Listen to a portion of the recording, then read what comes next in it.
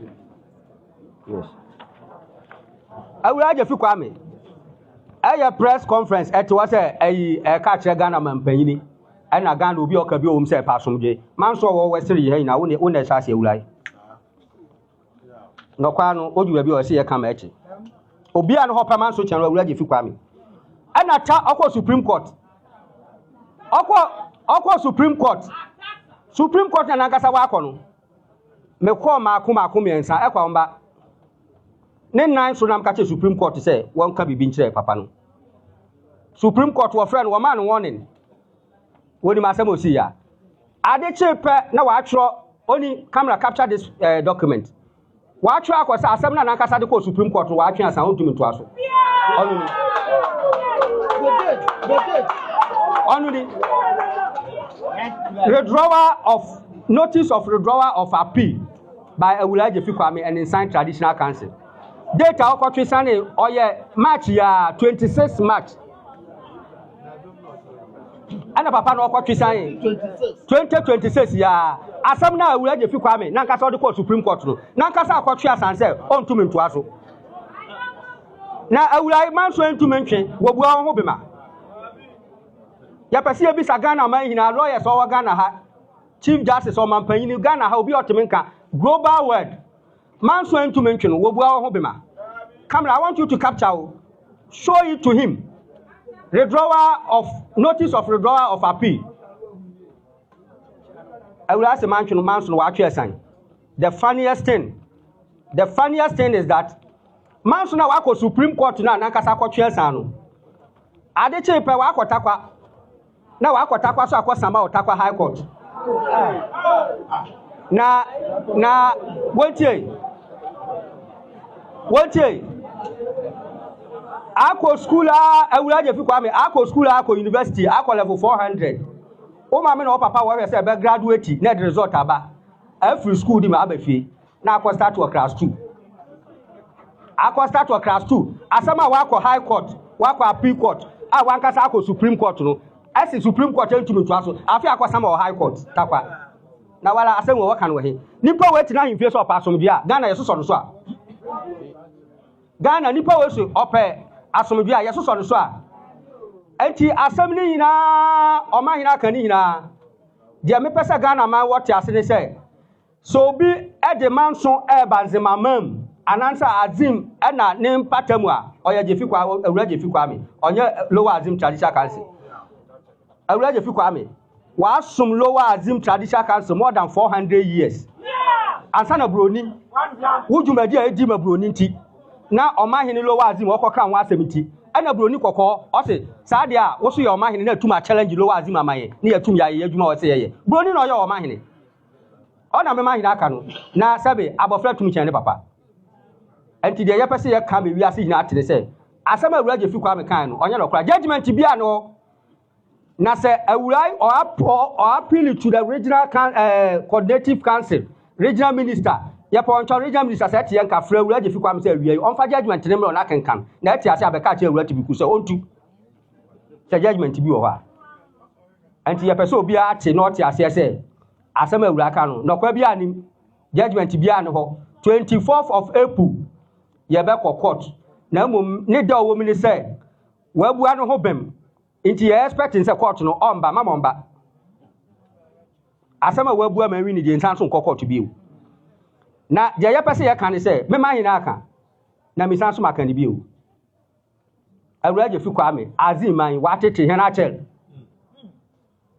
na yemu bi Awulae Agyefi Kwame on fa sedama o ma hene Awulae atibuku so te adwam santi se papa no o de ebuo ma ne pa na nya sanke akaka bi ate ne yensuo no Mike read this when him kasa no. Na Mike nye bi no to mani me ya.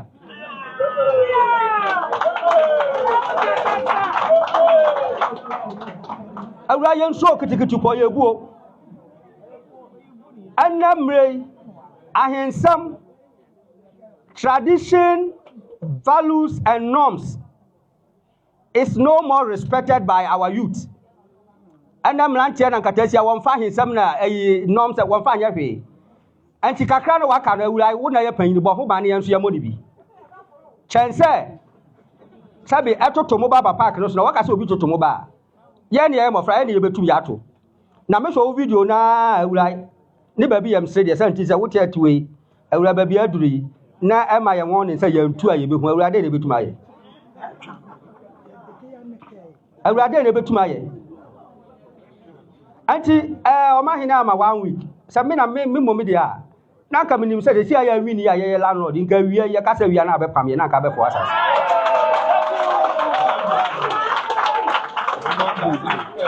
na anytime biala edi kuntum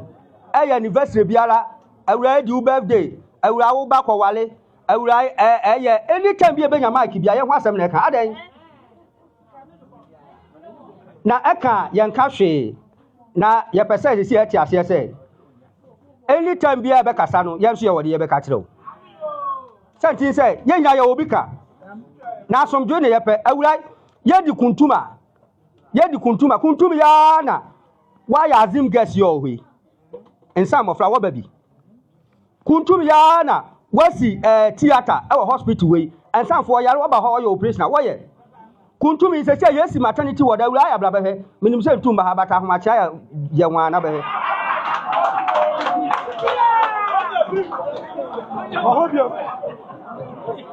na sanananom ya primpuntu ama ye man ati wo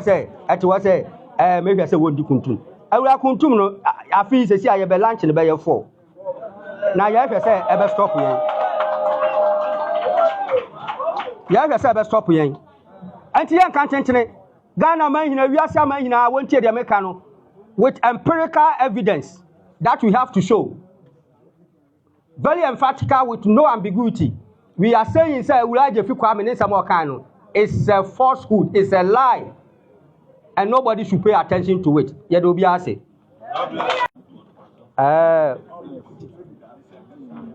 Wabeda omahina owolowa azim. Ona na hemfo wanim. Efa kasa bia Awulae Agyefi Kwame otoso mienu. A oye omahine e won sign. Ode akoto aba foforo afidie a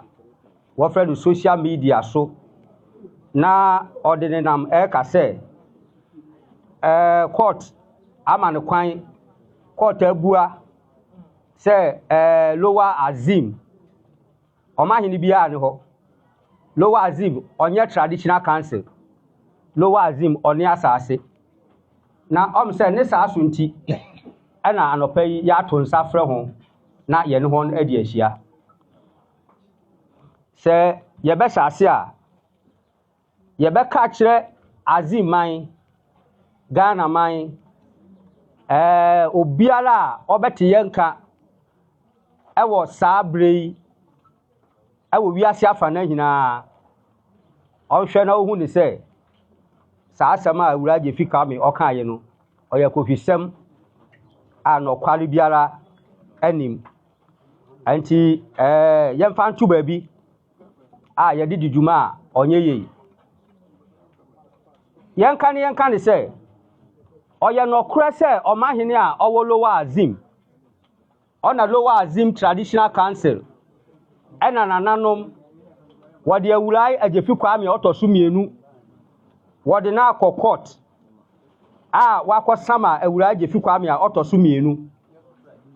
yesama Awulae Agyefi Kwame otoso mienu se den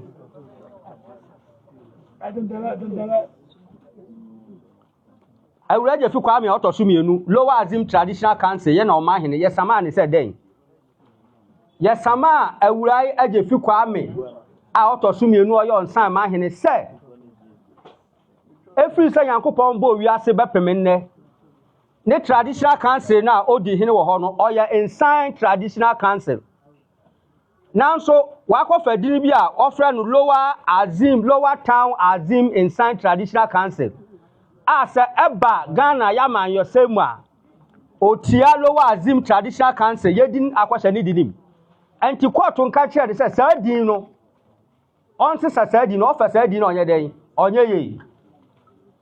ya pese Ghana fo hina mi isi su bi o se sama ye sama omahene no ye sama ne se sadin na wa fa no onye den onse sa court ma onse sa sadin no Omahene Awulae Agyefi Kwame odi ninyia no e de by court. Ninyia no na odi by court no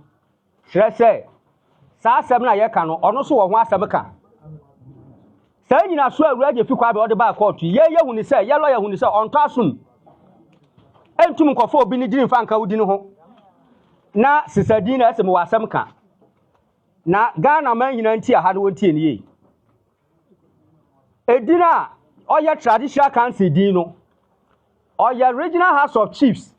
national house of chiefs, the constitution of Ghana and omo obi ne traditional council edin wonim dia Awulae Agyefi Kwame waya wa ko register general and wa ko register Lower Town Azim Inside Traditional Council as a legal limited company by guarantee. Na se e ko register company am se percent to rubber no se de koto. Se e percent editon banche o se kodwam. Na entumi ko register legal limited company by guarantee. Na mfa mo operate as a traditional council. Traditional council is established by the ally of the regional house of chiefs. Ona Awulae kan no. Enti se traditional council ni dina ekwa regional house of chiefs ho ne be hu amahenfo a wo western regional wo western regional house of chiefs na entum kwa register company as a limited liability company na nka say oye traditional council enti ye pese o mahene te say ne Lower Town Azim Inside Traditional Council na wa akwa register no adekro pese o de ton no fa nkoton no nja so de operate traditional council no nananom awana wasia ha Ghana man Awulae Agyefi Kwame say wanya judgment a o kire say Lower Azim asase ena Lower Azim o mahene hye na se meponcho yenya so na yentie de osi wo court ho ninya no no de ba court so wa asem ka no ye lawyer say wa asem ka di kan yidi na ansa na yeden akasa wontie judgment no so wanya no na high court secondary say opa yenche yaman kwan mo nka na asem no na so ka na asem wie na so onto asuma wa sesadin no wontie ha to say de akofo obi na asase akodua banche na asase ru aba o se me do banche na gu na asem na kwa yimfie na nananom so me nka asem na yewie na asase ye wo de ado banche na gu mpocho we oya bimdia oya bimbua na high court kasa no na ye fi se papa no always your time because man so asabe emfa so bia ni papa no ya twinti ye call appeal court sa appeal court nka che high court say o ma papa ni nyidi na ansa na wa yeden wa kasa ana appeal court say the high court aka ne yemfa nya adwuma ye ma papa ni nka na asem owie na so yidi na wa yidi no papa ni bem na wadi no onu ni asem na ye ka wa asem sesi ayi court atu aseda 24th April abosum ya wura bi 24th April ye be court enti Awulae Agyefi Kwame me ka cho say adi bem ti 24th mamba court no mamba wo de abu asem na ma ho dada enti court no mamba adi bem enti judgment biara no ho obi adi bem a o kire say asase bi ye obi dia enti ye pese wiase ama nyina hu na wo hu ni say papa na asem o ka no onye nsem a sebi ye ti a oyeye won fa ntu baabi say ensam no ti said you are hey o mahene Lower Azim His Royal Majesty Dr. Awulae Tibukusu aka nsem ni hinala kan brofum aka nzimam enti ketua bi na meka je me pesa meka ne say Awulae nsan oso won sase wo Azim a oka ne botaye ogina so pa oso otopai na otopai no so Awulae me refer to assembly a osi 1978 a oye case between Tufuhini James Kenya of Inside of Asenda a no ye awuza busua no ye Tufuhini ono ko court Awulae wo correspondent bebre I refer asem no oya na kotu ba bi oya wo de no na aka Tufuhini James Kenya 1978 ona Inside Traditional Council S party Awulae Agyefi Kwame otoso mienu Awulae na ekremi say otopa asase no oya wo dia so we have through one judgment na ni bia ye be available by media for no court can say wo sama kan hina wadansi di aka efadansi fonum was asem nim court can say wo sama kan hina wa hwehwem wa dosodosom wa de akwa adwendwenem ohun say awuza busuano efi se yankopon bo wiase akopem 1978 won somo woda na mo ma hu se abusuano emuni pasa abusuano ayafo nti epese bo honapo awura judgment nyam na meka judgment no se na yeba kwan bia so amanya copy that is 1978 awura ma me family ni dachi ma me family ni dachi in a year 2018 regional house of chiefs gazette regional house of chiefs wonye me the regional house of chiefs court trom na be wuram as your interest are interested party awura regional house of chiefs na be the court no no nsu wo na asua yaye wo na asua awura su on the 20th of July 2019 High Court Secondary Obuawofo media the press this is the judgment. If anybody needs a copy, one fan to so Awulae Agyefi Kwame workers on TikTok no ye one fa paper biala nkyere and say no your court mempene esom me mempene esom wo prove Awulae Agyefi Kwame prove we esom ne esom no prove with an empirical evidence that shows that awuza busuano yesom patapa na ebo me so wasomem we are talking and showing proof today. Media, let your camera capture this document.